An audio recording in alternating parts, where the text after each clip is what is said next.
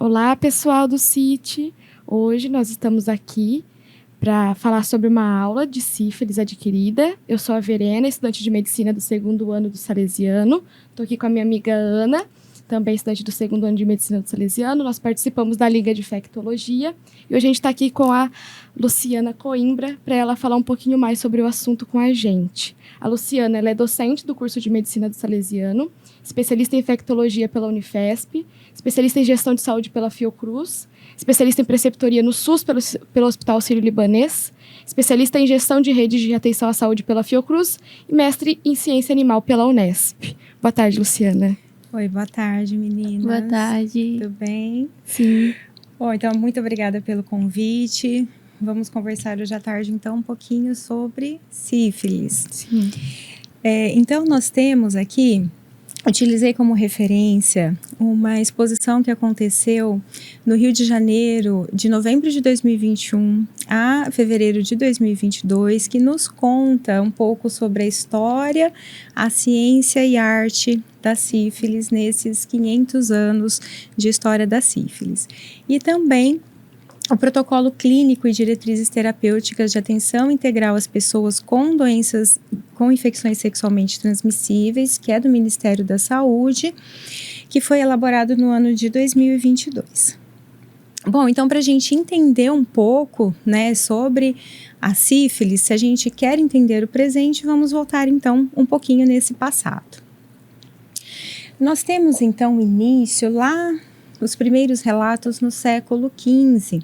Então, no século XV, tem uma dúvida em relação a onde começou a sífilis, né? Então, o relato que é mais utilizado, que ele é mais reconhecido, é que a sífilis ela se originou aqui na América e foi levada para o continente europeu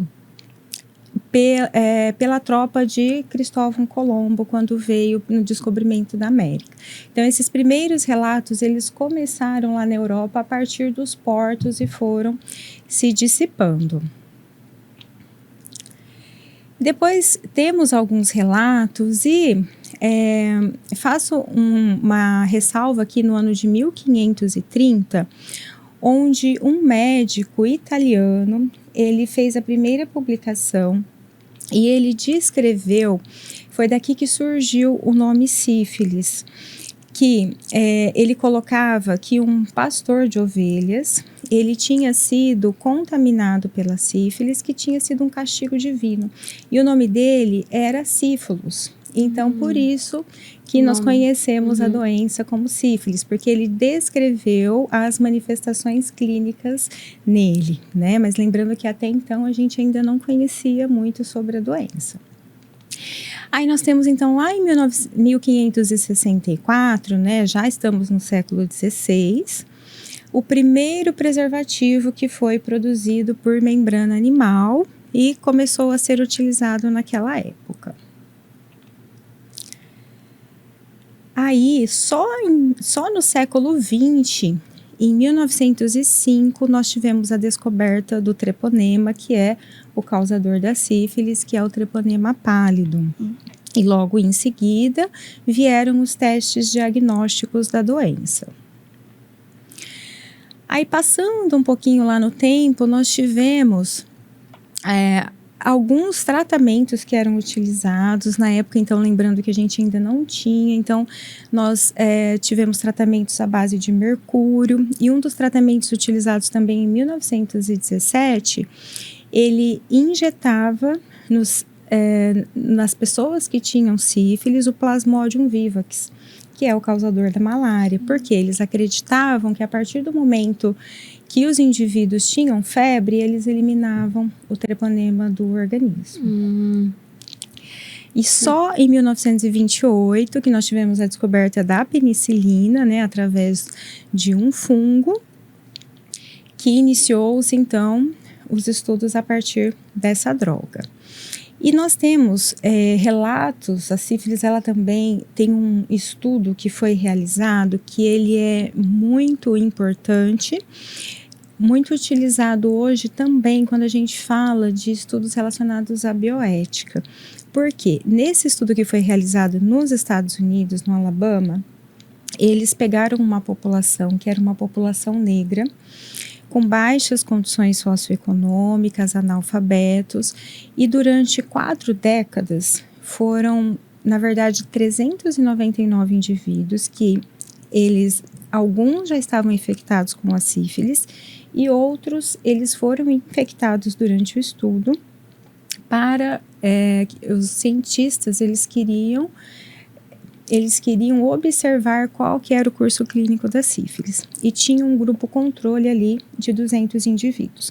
Só que esses indivíduos eles não sabiam que eles estavam participando do estudo. Eles foram captados dizendo que eles teriam uma assistência médica e no dia da consulta eles teriam também uma alimentação e também, em caso de morte, eles teriam uma assistência funerária.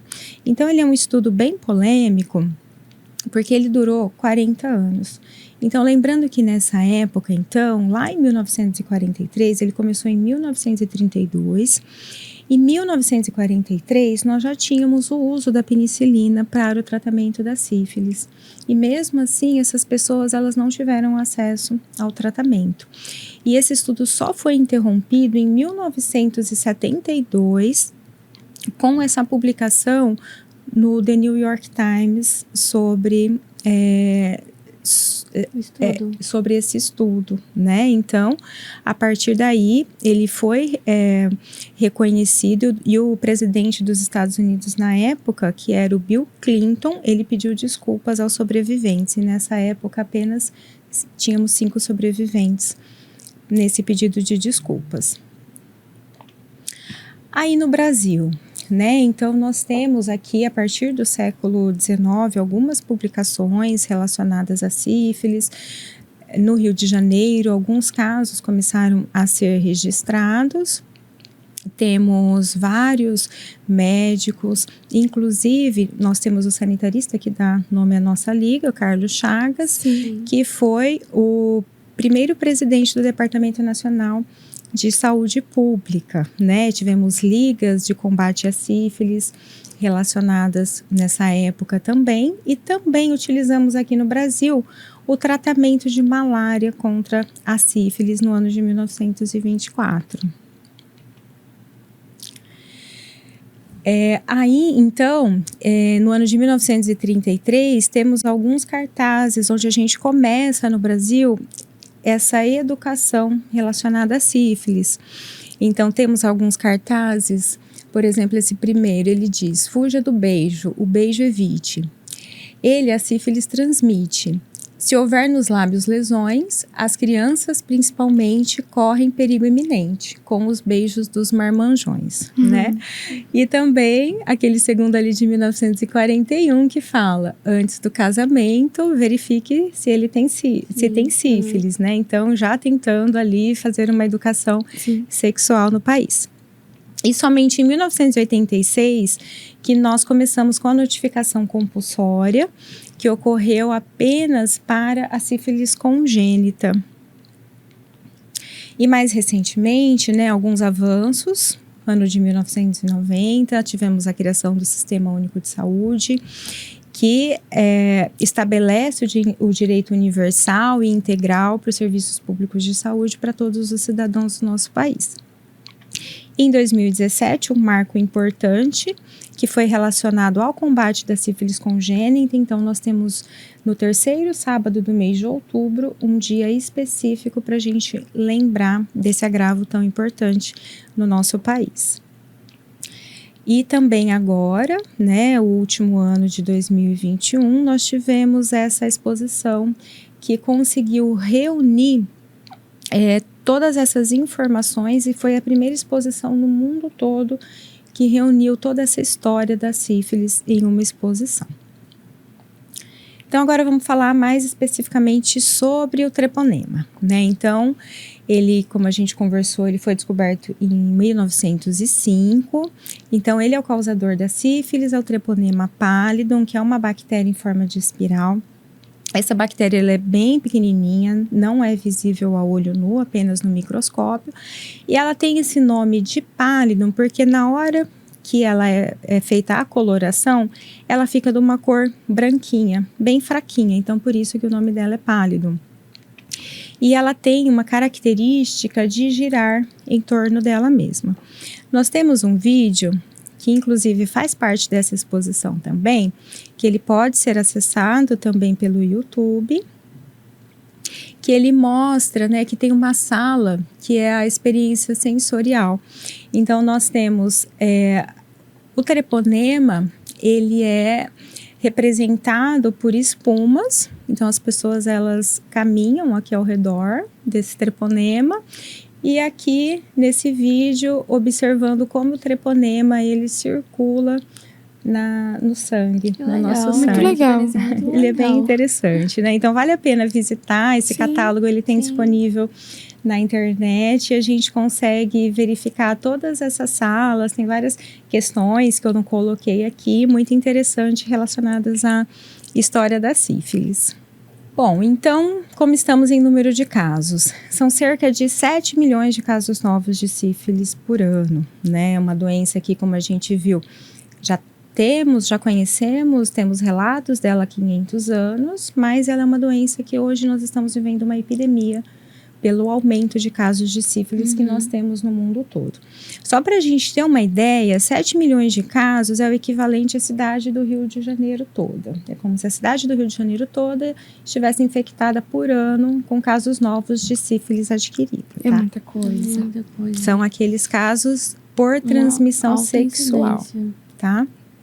Aí, então, nas Américas, isso equivale a 2,5 milhões de pessoas infectadas, o que seria 25 estádios do Maracanã lotados também, só de pessoas infectadas pela sífilis.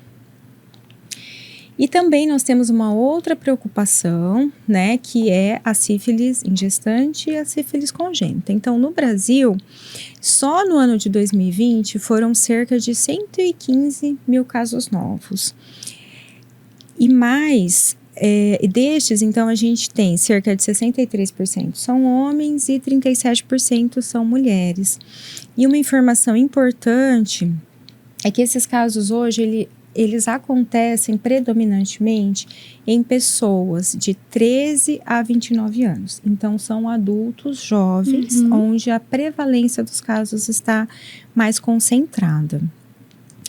Gestantes, foram 61 mil gestantes em 2020 e dessas gestantes, 22 mil crianças nasceram com sífilis congênita, sendo que foram 186 óbitos. Então, é como se a cada 2 dias nós tivéssemos um óbito por sífilis congênita no Brasil, tá? Então, é um número bastante alto. É assustador vivenciar isso, mesmo tanto avanço da ciência, né? Justamente, né? A gente tem hoje bastante tecnologia para descobrir. A gente vai falar um pouquinho mais adiante sobre isso, né? Então, o Ministério da Saúde, pensando nisso, ele propõe atividades, né, estratégias para eliminar. E uma dessas estratégias é essa certificação. Então, ele está premiando alguns municípios que atingem essas metas de eliminação, tanto da transmissão vertical, do HIV, quanto da sífilis. Então, aqui eu coloquei para vocês um prêmio que o município de Araçatuba recebeu no ano passado, porque ele recebeu essa certificação do Ministério da Saúde para a eliminação da transmissão vertical do HIV, e da sífilis ainda não conseguiu a eliminação, mas ele conseguiu um selo bronze de boas práticas, que significa então que ele está no caminho da eliminação, porque realiza ações de diagnóstico, realizações de tratamento e acompanhamento adequado desses casos, tá? Então também foi um grande avanço que nós conseguimos aqui. Então, voltando na questão da notificação, né? Então, em 1986 tivemos a primeira notificação incluída, que é relacionada à sífilis congênita. Depois, em 2005, a notificação de sífilis em gestante. E somente em 2010, o Ministério da Saúde incluiu nas portarias de notificação compulsória a notificação da sífilis adquirida. Como estamos, então, no Brasil, né? Nessa coluna Na coluna azul, nós vemos os casos de sífilis adquirida. Ele está em taxa de detecção, que seria casos por 100 mil habitantes. Então, no Brasil, no ano de 2021, nós tivemos cerca de 78 casos de sífilis adquirida a cada 100 mil habitantes. Observem que a linha ela vem crescendo. E depois, em 2020, nós temos uma queda, mas essa queda é mais relacionada à pandemia da Covid, Sim. né? Onde as pessoas não tiveram acesso aos serviços de saúde, então não foram diagnosticadas. Não significa que é uma queda no número de doenças. Mas observem também que nessa linha laranjada, nós temos os casos de sífilis em gestante, que é por 1.000 nascidos vivos. E esses casos, eles continuam crescendo. Então, o diagnóstico nessa população, ele não parou. Sim. E acompanhando aqui também os casos de sífilis congênita, que também está crescendo. Então, a cada 1.000 bebês que nascem, 9,9, quase 10 bebês nascem no momento com sífilis congênita. Lembrando que a nossa meta de eliminação seria um caso para cada 2 nascidos vivos. Então, ainda estamos um pouco longe dessa meta. E aqui, no estado de São Paulo, a mesma tendência. Observem que em 2020 os casos também caíram, né? Aí voltou a subir novamente em 2021. E temos, um pouquinho maior do que no Brasil, 88 casos para cada 100 mil habitantes de sífilis adquirida, 29 gestantes para cada 1.000 nascidos vivos e a congênita um pouquinho menor, 7 casos e meio para cada 1.000 nascidos vivos. Então, falando um pouco dos sinais e sintomas da doença. Como que essa doença se manifesta? Ela é dividida em algumas fases. Então, nós temos primeiro a sífilis primária. Como que ela acontece? Normalmente aparecem lesões e normalmente essa lesão é única.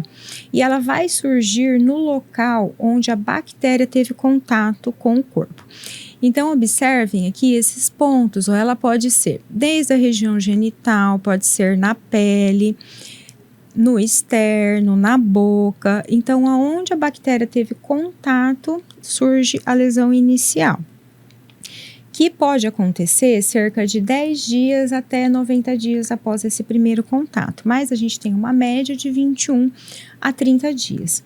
Essa lesão, ela não dói, ela não coça, ela não arde, ela não tem pus e pode vir acompanhada de alguns caroços, tanto na virilha quanto na região do pescoço. Uma questão importante é que nas mulheres ela é mais difícil de ser observada porque essa lesão ela pode ser interna, ela pode estar localizada ali no colo do útero, então ela só vai ser observada quando é feito o exame ginecológico, tá?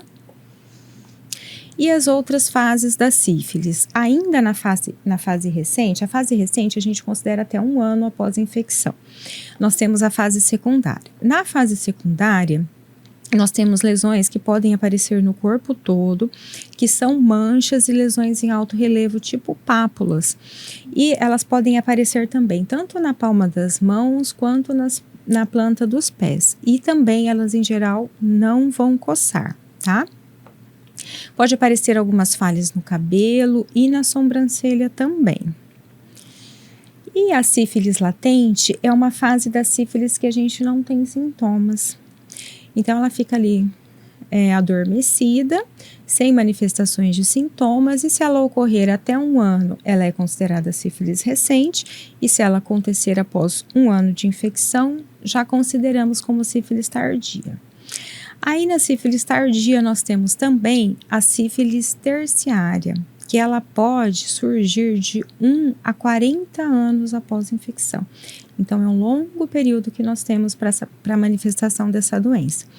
Aí, ela pode se apresentar como lesões em vários órgãos, como nos ossos, coração, lesões neurológicas, que podem, inclusive, levar até a morte. Então, nós temos vários casos de pessoas famosas que, antes da descoberta do tratamento, morreram até, inclusive, em manicômios, como... Nós temos um filme que foi feito até pelo aquele ator Rodrigo Santoro, que chama Heleno, que ele fala da vida de um jogador de futebol. Ele teve sífilis, naquela época ainda não tinha tratamento, e ele morreu num sanatório com sintomas neurológicos da doença. Bom, como que é feito o diagnóstico, né? Então, basicamente, nós temos um exame que ele também é realizado a partir da lesão, que chama microscopia de campo escuro, mas ele é pouco utilizado. Os exames mais utilizados são 2 testes, que são os testes treponêmicos, que eles vão detectar os anticorpos específicos para o treponema pálido, que no caso o que a gente mais utiliza é o teste rápido, e um exame de laboratório que é o FTABS. E nós temos os testes não treponêmicos, que eles vão detectar anticorpos contra a cardiolipina, que ela é uma substância que ela vai ser liberada após a destruição das células durante a infecção. E desses exames, o mais conhecido é o chamado VDRL, que ele é expresso a partir de titulações, né? A partir de títulos, é um exame quantitativo. Aqui, então, nós temos um exemplo do teste rápido, então é um disquete. Aqui em Araçatuba, nós temos essa disponibilidade em todas as unidades básicas de saúde. É um exame que é realizado a livre demanda, de acordo com a vontade do usuário, né, que manifestar a vontade de realizar este teste. Importante a gente salientar que o teste rápido, que por ser um teste treponêmico, ele pode ficar positivo também durante toda a vida. Na maioria dos casos, 85% dos casos, ele vai continuar positivo mesmo após o tratamento, tá? E o tratamento, então, como ele é feito? O antibiótico, como a gente conversou, que ele foi descoberto lá em 1928, né? Então ele é utilizado até hoje, é o principal antibiótico para o tratamento da sífilis, que é o bezetacil. Temos também a penicilina cristalina, que ela vai ser utilizada no caso de sífilis congênita e também em caso de neurosífilis, tá? E algumas outras drogas que nós não utilizamos em gestante, que seria, por exemplo, a ceftriaxona, que poderia ser utilizada também durante 30 dias. Então, o que o PCDT nos fala? Que para o tratamento da sífilis, a gente vai utilizar, então, a classificação. Então, de acordo com o estadiamento, se for sífilis primária, se for sífilis recente, sífilis primária ou sífilis secundária, o tratamento ele vai ser com uma dose de penicilina benzatina. Uma dose equivale a 2,4 milhões, que seria 1,2 milhão em cada glúteo.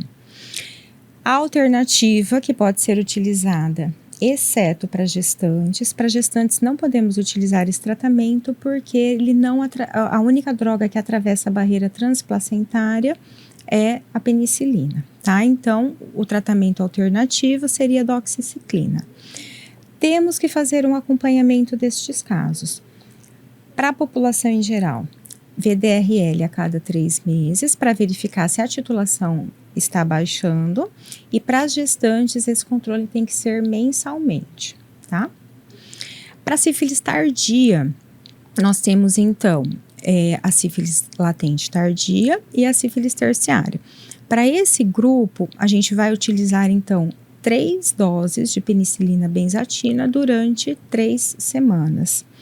Mesma coisa para gestante, acompanhamento mensal com VDRL e para a população em geral, trimestral.